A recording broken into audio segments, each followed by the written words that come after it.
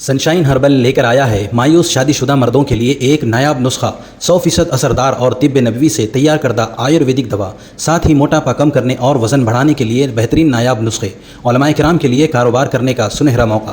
مزید تفصیلات کے لیے ابھی کال کریں۔ چوکو اسٹار اعلیٰ کوالٹی کے عمدہ لذیذ چاکلیٹس، علماء حفاظ اور تجارت کرنے والوں کے لیے بہترین موقع۔ چوکو اسٹار اورنگ آباد۔ مزید تفصیلات کے لیے ابھی کال کریں۔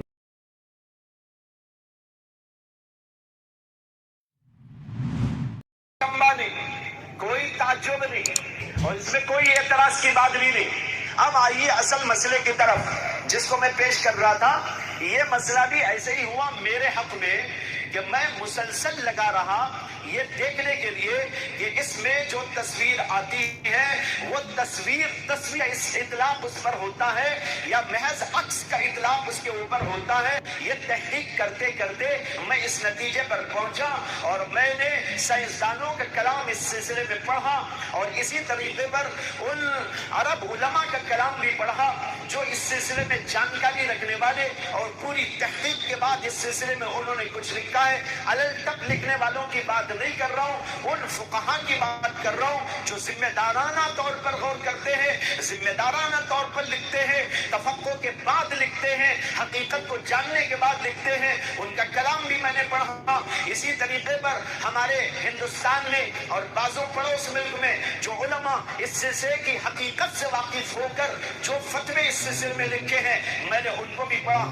ان ساری تفصیلات کو پڑھنے کے بعد ایک طرف سائنسدانوں کی تحقیق پڑھنے کے بعد دوسری طرف عرب علماء میں سے جو لوگ اس فن سے واقف ہو کر لکھنے والے ہیں ان کے کلام کو پڑھنے کے بعد اور تیسرے ہندوستان اور پاکستان کے ان علماء کی بات جنہوں نے اس فن کو سمجھنے کے بعد حقیقت حال کی طرف روشنی ڈالی ان کے کلام کو پڑھنے کے بعد میں اس نتیجے پر پہنچا کہ اس میں اندر بھی تصویر نہیں ہوتی، باہر بھی تصویر نہیں ہوتی۔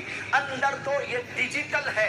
ڈیجیٹل کا مطلب یہ ہے کہ کچھ حروف اور نقوش ہوتے ہیں، کچھ اعداد و شمار ہوتے ہیں۔ جب یہ عکس کرتا ہے کیمرہ تو اندر جانے کے بعد کوئی تصویر وہاں پر نہیں ہوتی۔ اب میری تصویر لی جائے تو میرا کوئی چہرہ وہاں پر نہیں ہوتا، کہیں پر بھی نہیں ہوتا، البتہ کچھ حروف اور نقوش کی شکل اختیار کر لیتی ہے اور پھر جب وہ نقوش اور حروف کو جاری کرنا چاہتے ہیں تو تصویر کی شکل میں یعنی عکس کی شکل میں نظر آنے لگتا ہے۔